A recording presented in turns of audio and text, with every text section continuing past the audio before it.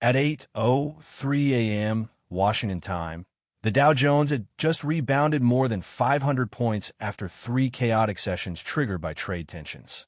But inside the Oval Office, no one was celebrating.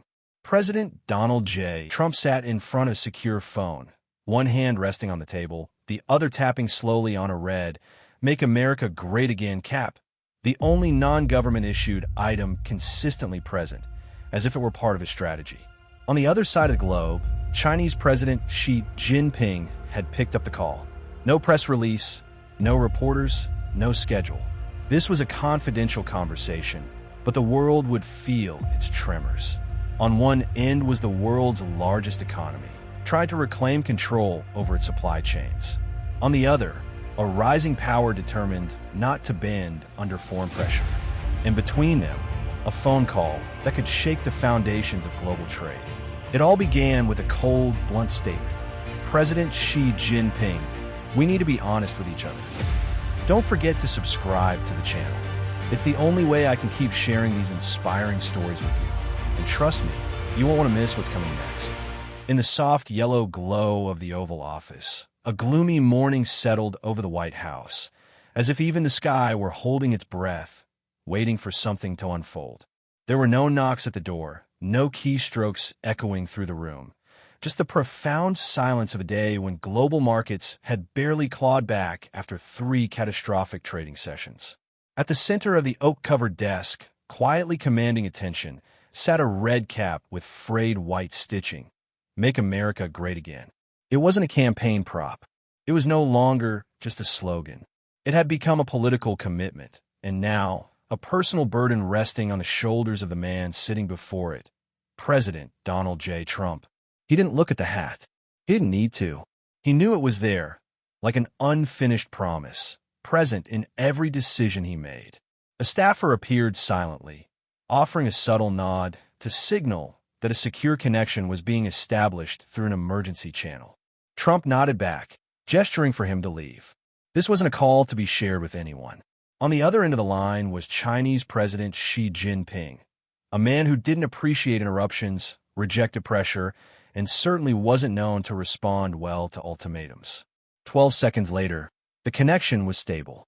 No hold music, no formal greeting, just Trump's voice, deep and firm. President Xi, we need to speak plainly.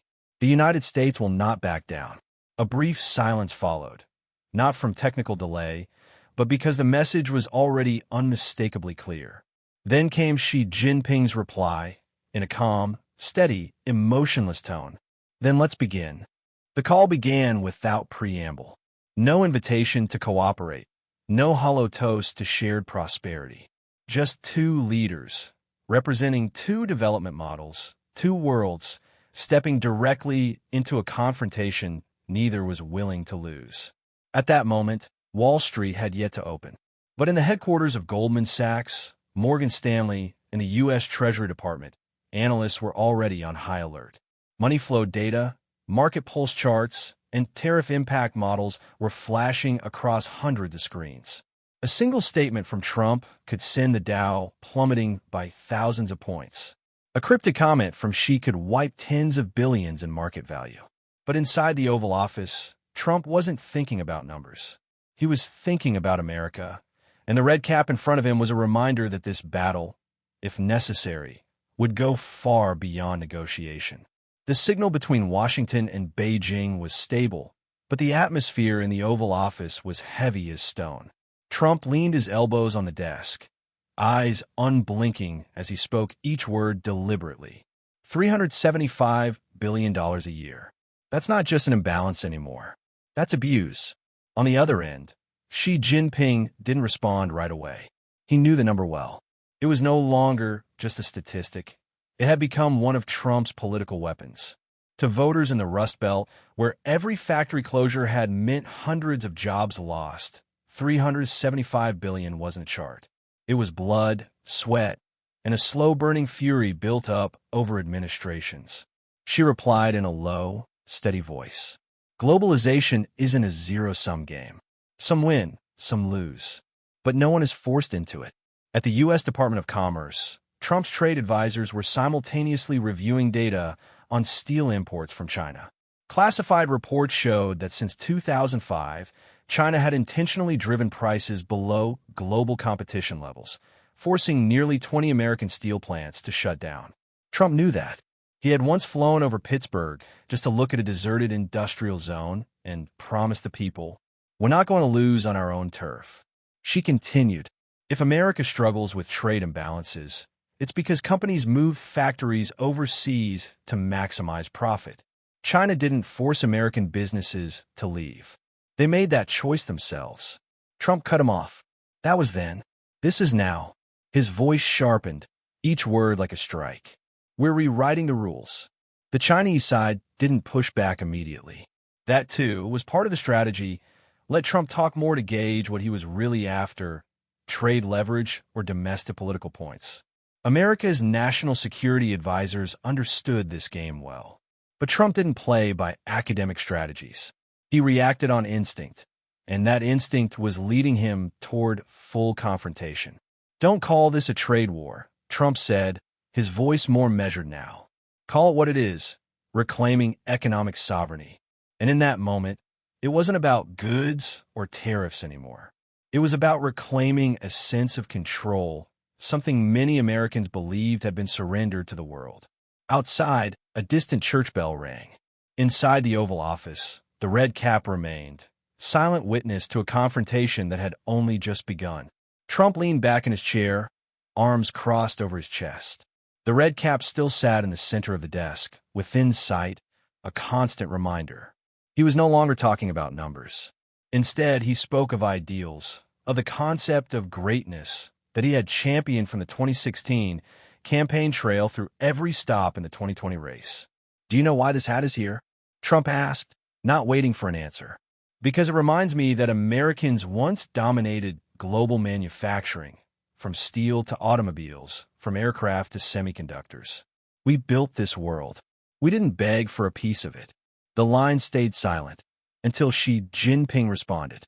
"Greatness is a complex idea. It doesn't lie in slogans, and it can't be measured by a single growth rate. For China, greatness means maintaining stability, achieving sustainable development, and not depending on anyone else's model." Trump squinted. He was used to this kind of answer from Xi, calm, thoughtful, but never committing to anything specific. He tapped his finger lightly on the desk and said, "I'm not debating philosophy. I'm talking about reality. The reality is that we've lost millions of jobs, while Chinese factories run day and night. Maybe you didn't force us to move production, but you haven't opened your markets fairly either." He paused to let the point sink in. "You're not playing by the rules." Xi's voice remained steady, unreadable. "Every nation has the right to set its own rules within its borders. What you call fair trade shouldn't be dictated unilaterally." Trump gave a quiet, cold laugh. "Exactly, which is why we're done playing. If rewriting the rules unilaterally is what it takes to protect ourselves, then America will do it." In that moment, the red cap seemed to become more than a symbol. It embodied a new doctrine. No longer America for the world, but America for Americans. The idea of greatness was no longer historical. It had become a strategy led by a man who refused to accept anything less than superpower status.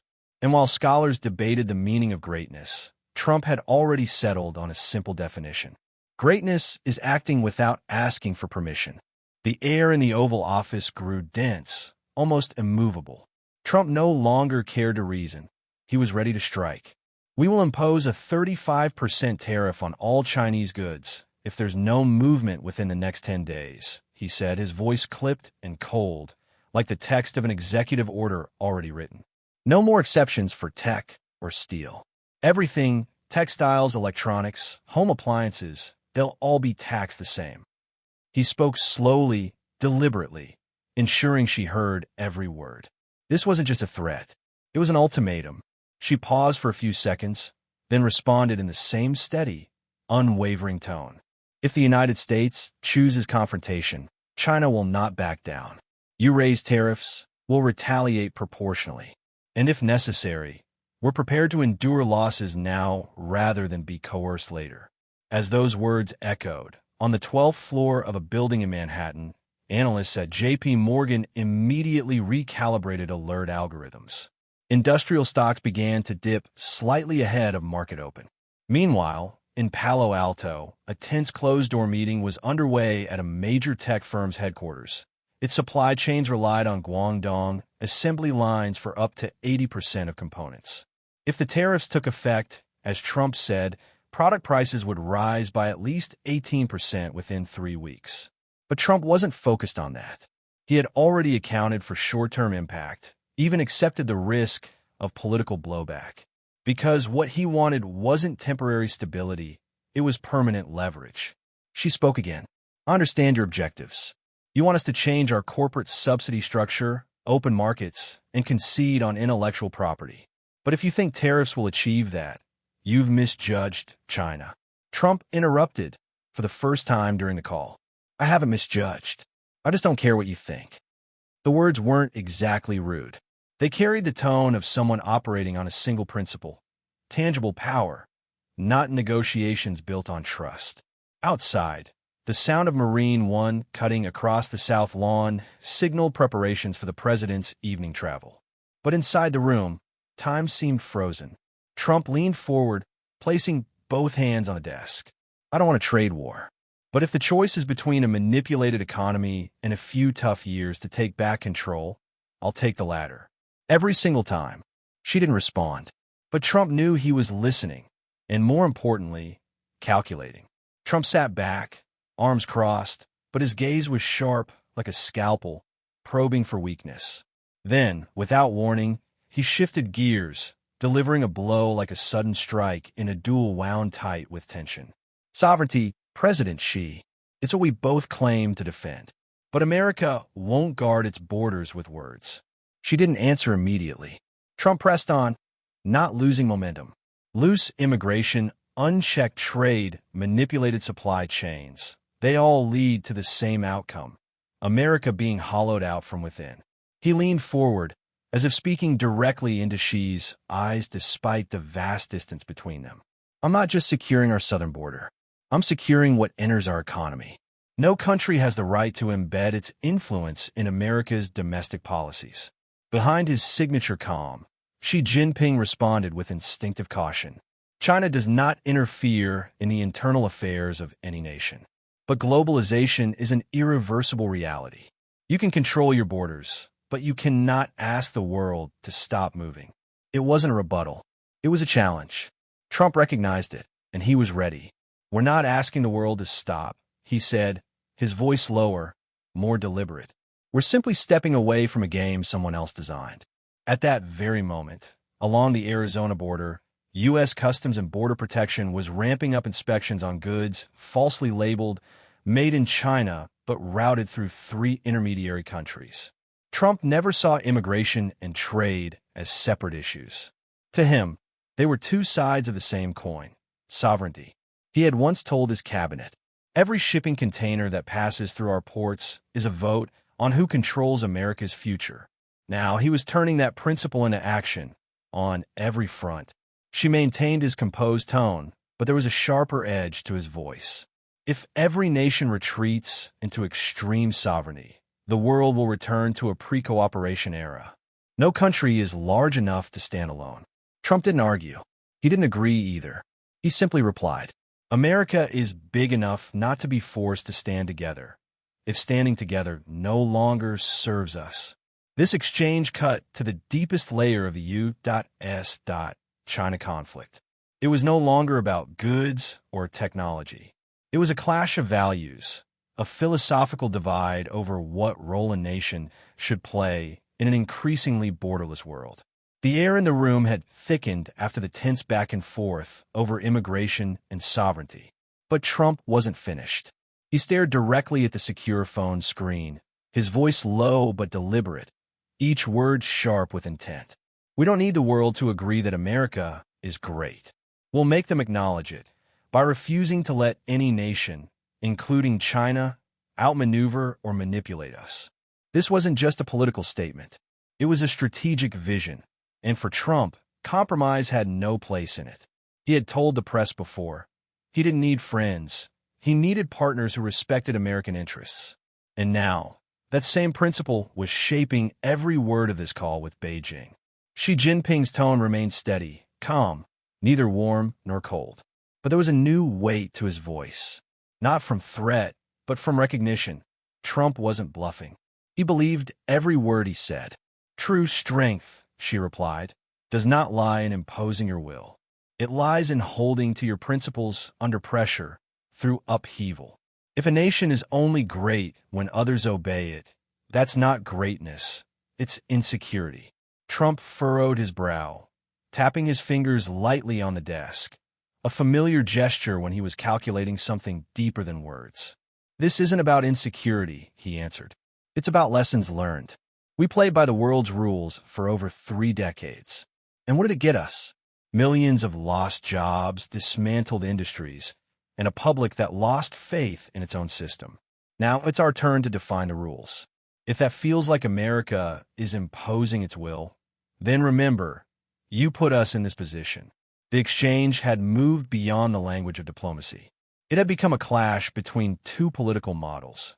On one side, a liberal democracy in the midst of a self-driven restructuring.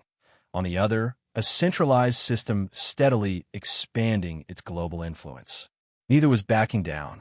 Neither was conceding. Both leaders believed they were fulfilling a historic mission, one for America's revival, the other for China's rise.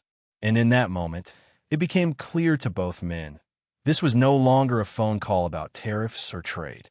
It was a test of national will, a contest over the endurance of the systems they each embodied.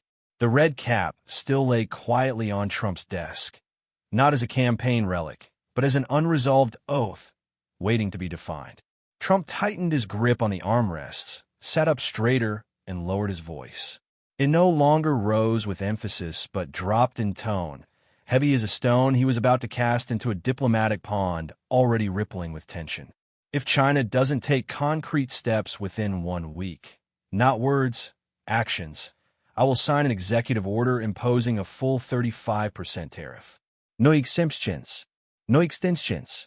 And after that, he paused, not to leave room for negotiation, but to draw a final line. I don't know if there'll be anything left for us to talk about.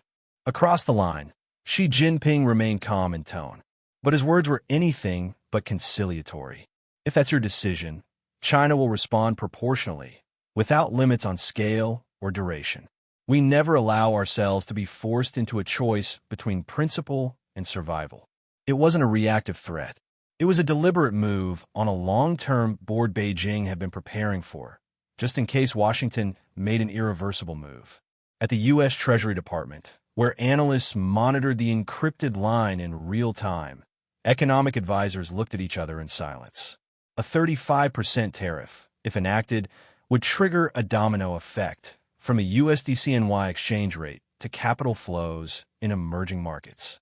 Dozens of listed American companies could see their market values evaporate within days. And bilateral trade between the world's 2 largest economies might enter a phase of true fracture. But in the Oval Office, Trump wasn't thinking like an investor. He was thinking like a president, one carrying the expectations of a nation that had lost faith in the system. And in that role, retreat was not an option. We're not looking for conflict, he said, voice dropping into something quieter, like a soft cut. But if strength is only respected through cost, then I'll show them. America can pay a high price, as long as it means taking back control. She didn't object. He simply replied, our door remains open for dialogue. But dialogue is not surrender. And with that, everything was clear. The two sides were no longer trying to persuade each other. They were stating their positions, for history to remember. Inside the sealed room, the faint hum of the air conditioning passed over the desk where the red cap still lay unmoved. A symbol poised at the edge, ready to cross the line from slogan to action. And there would be no taking it back. The call ended without the sound of a receiver being set down, without pleasantries or formal goodbyes. Only a long, almost weightless silence. No further words. No insistence. Just the steady hum of a secure line, pulsing like the heartbeat of a system awaiting its next command. In the Oval Office, Trump sat motionless. The soft desk lamp cast its glow on the red cap, now slightly askew, throwing a skewed but unmistakable shadow across the surface, a reflection of America in the modern world. No longer perfect, but still the axis around which everything turns. The president rose and walked to the south-facing window. Outside, the rain had stopped. Beads of water still clung to the glass, catching the light from the south lawn, where Marine One waited in silence. But he wasn't ready to leave, not yet. Ahead of him, the Capitol was still awake. Wall Street was preparing for the morning bell, and his advisors were locked in debate over every word of the statement that would go out within the hour. He didn't join them, not because he was tired, but because he needed to be alone with his thoughts, with the consequences, and with the red cap he had once held high like a banner of victory. In his mind, an image returned, a shuttered steel plant in Ohio, a middle-aged white worker with red-rimmed eyes who once said, "We don't need saving. We just don't want to be left behind." Trump hadn't forgotten, and that, more than anything, was why he wouldn't step back, even as the global financial system braced for a potential fracture. In Beijing, almost simultaneously, Xi Jinping left the meeting room. He gave no retaliation order. He didn't call the Ministry of Commerce. He simply motioned to hold position, because he understood, in a long game of strategy, acting too soon isn't strength. Silence is the sign of a move being quietly, methodically prepared. Back in the Oval Office, Trump returned to his desk and looked one last time at the red cap. His hand gently turned the brim forward. There was something in his eyes, not victory, not worry, but an awareness that everything had now passed the point of no return. He had kicked the ball into the other side of the field, and now the world would wait to see who would make the next move and by whose rules. No swelling music, no dramatic lights, just one man, standing alone in the most powerful room in America, thinking about the future of a nation he once promised to make great again. Don't forget to subscribe to the channel. It's the only way I can keep sharing these inspiring stories with you.